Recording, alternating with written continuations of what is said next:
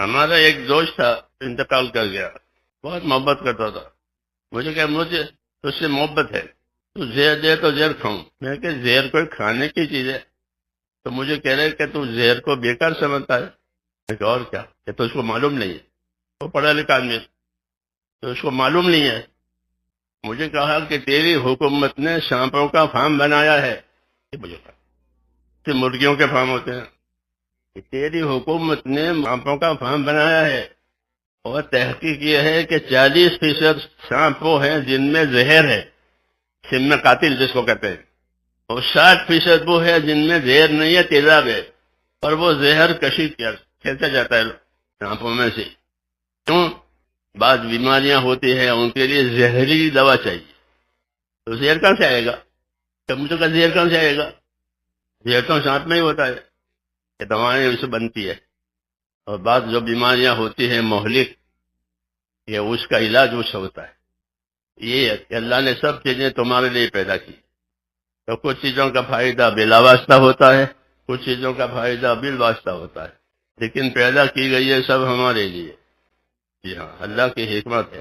تو فرمایا رسول اللہ صلی اللہ علیہ وسلم نے کہ ساری دنیا کی چیزیں اللہ نے تمہارے لیے پیدا کی ہے، ان کو تمہارے کام میں لگایا ہے، اور تم کو آخرت کے لیے پیدا کیا ہے. یہ پیغام ہے انسانوں کو، اور خصوصاً ہم کو اللہ تعالیٰ نے آخرت کے لیے پیدا. اور جو دنیا ہم کو ملی ہے وہ آخرت بنانے کے لیے ملی. یہ بھی ہماری رہبری کی گئی ہے کہ جو دنیا تمہارے پاس ہے وہ تم کو عیش کے لیے نہیں دی گئی ہے، بلکہ آخرت بنانے کے لیے دی گئی ہے. وابتغِ فیما آتاک اللہ الدار الآخرہ، کہ وابتغِ فیما آتاک اللہ الدار الآخرہ، جو دنیا تجھ کو ملی ہے اللہ کی طرف سے، اس سے تو اپنی آخرت بنا لے. دنیا سے آخرت بنانے والا سمجھدار کہا جاتا ہے، دنیا سے دنیا بنانے والا نادان کہا جاتا ہے کہ دنیا سے دنیا بنائی. اور دنیا کی وجہ سے آخرت بھولنے والا مغرور ہے، دھوکے میں ہے.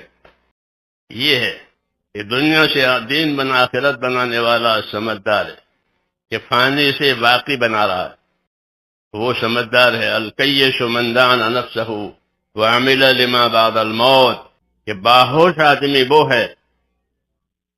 کہ باہوش سمجھدار کون ہے؟ کہ باہوش آدمی وہ ہے جو اپنی ذات پر قابو کرے. یہ پہلی بات، کہ باہوش آدمی وہ ہے جو اپنی ذات پر قابو کرے. اپنی ذات پر قابو کرنے کا کیا مطلب ہے؟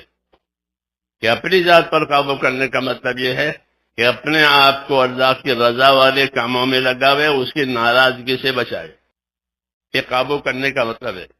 کہ الکیس من دان نفسہ، کہ سمجھدار آدمی وہ ہے کہ جو اپنی ذات پر قابو کرے، اور موت کے بعد کام دے وہ عمل آج کرے. ایک عمل ہے جو موت کے بعد کام دے گا، تو کہ اس کے کرنے کا وقت کہ وہ آج ہی ہے.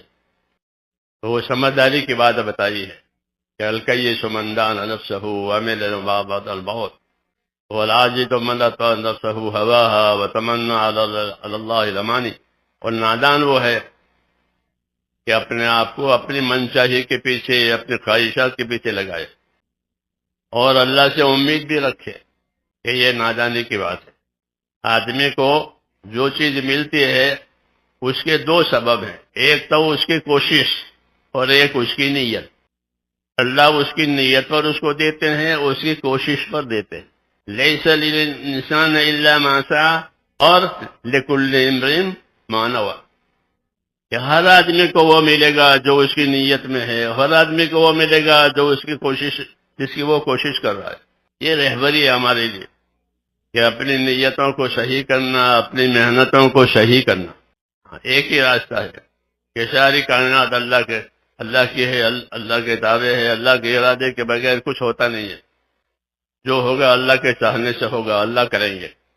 سب چیزوں کے مالک ہیں، سب چیزوں کے متصرف ہیں.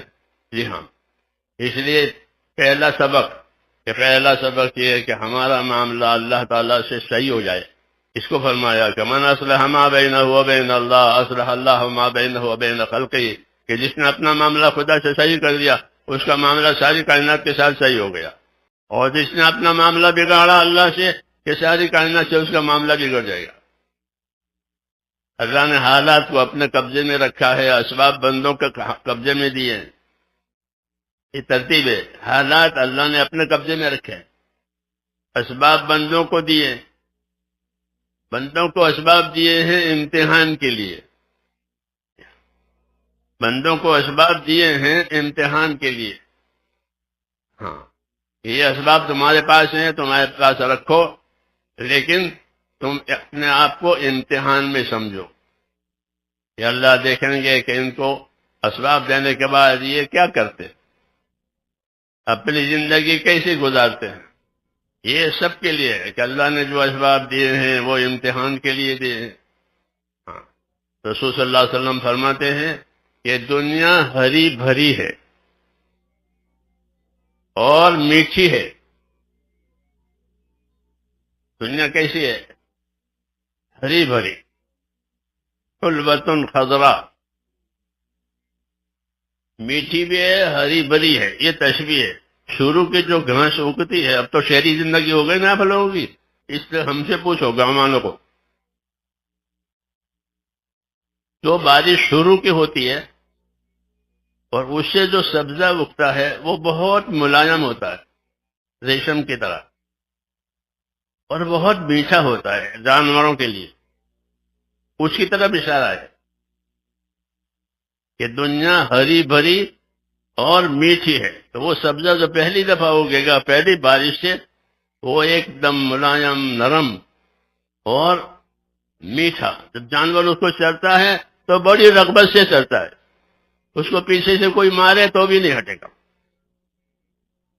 یہ تشبیہ انبیاء کرام کی ہوتی ہے، جو سادی اور گہری۔ ہاں، ان کی تشبیہات جو کہ دنیا ہری بھری اور میٹھی ہے۔ تو ایک بات تو یہ ہوئی کہ ہرا بھرا اور میٹھا بنا ہے۔ دوسری بات یہ ہے اس کے ہرا بھرا میٹھا ہونے میں کہ دنیا کی چیز کسی طریقے سے بھی لے آدمی، اس کو میٹھی لگے گی۔ چوری کر کے پیسے کمائے اور اس پیسوں سے مٹھائی خریدی، چوری کے پیسوں سے، تو وہ مٹھائی کیسے لگے گی؟ بولو۔ اور اپنے پسینے سے کمایا اور اس پیسے سے مٹھائی خریدی، وہ کیسے لگے گی؟ بھئی تو حلال کی کمائی کے ہے تو میٹھی لگے گی، اور وہ حرام کی کمائی کے، چوری کے پیسوں کے، وہ کڑوی لگے، کیسا نہیں ہے؟ ایسا نہیں ہے، وہ ہر حال میں میٹھی لگے گی۔ حرام کے پیسوں سے آوے، حلال کے پیسوں سے آوے، وہ ہری بھری اور میٹھی ہے۔ ان دنیا حلوۃ خضراء، یہ ہری بھری، ہر ایک کو ہری بھری لگتی ہے، میٹھی لگتی ہے، حرام سے لے حلال سے لے رہے، ظلم سے لے انصاف سے لے، ہر حال میں وہ ہری بھری اور میٹھی ہے۔ یہ ایک پہلو ہے اس کا۔ دوسرا کہ اللہ تعالیٰ نے اس کو ایسے بنایا ہے، اور ایسے بنانے کے بعد کہ وَإِنَّ اللَّهَ تَعَالَى مُسْتَخْلِفُكُمْ فِيهَا فَيَنْظُرَ كَيْفَ تَعْمَلُونَ۔ اس دنیا میں اللہ تمہیں ایک کے بعد ایک کو لائیں گے، ہری بھری میٹھی بنا کر۔ پہلے ہمارے دادا تھے، پھر باپ آئے، پھر باپ کے بعد ہم آئے، پھر ہمارے بعد ہماری اولاد آئے گی، اسی دنیا میں جو ہری بھری اور میٹھی ہے۔ ایک کے بعد ایک کو لائیں گے۔ کیا بات ہے کہ ایک کے بعد ایک کو لائیں گے اور یہ دنیا اس کے حوالے کریں گے۔ کیوں کریں گے؟ کہ فَيَنْظُرَ كَيْفَ تَعْمَلُونَ، کہ آپ دیکھیں گے کہ انہوں نے اس دنیا میں کیا عمل کیا ہے۔ تو اس میں اشارہ ہے کہ دنیا عمل کے لیے ہے، یہ دارالعمل ہے۔ دنیا دیکھ کر کے اللہ تمہیں دیکھیں گے کہ تم کیا عمل کرتے ہو۔ یہ دارالعمل بنایا اس کو، اس کے اسباب ہم کو دے دیے اللہ تعالیٰ نے، جی ہاں، ہمارے قابو میں دیے، ہمارے استعمال میں آتے ہیں، فائدے ہو، لیکن مقصود اس سے یہ ہے کہ اس دنیا میں وہ کیا عمل کرتے۔ یہ بتایا کہ دنیا کی حقیقت بتائی کہ وہ ہری بھری اور میٹھی ہے، اور ہمیں اندر رکھنے کا اور دنیا میں لانے کا کہ اصلی وجہ یہ ہے کہ یہاں سے یہاں ہم عمل بنائیں گے۔ اسی کو کہا کہ وَابْتَغِ فِيمَا آتَاكَ اللَّهُ الدَّارَ الْآخِرَةَ، کہ تو اس کو دنیا جو دی گئی ہے تو اس سے اپنا عمل بنا۔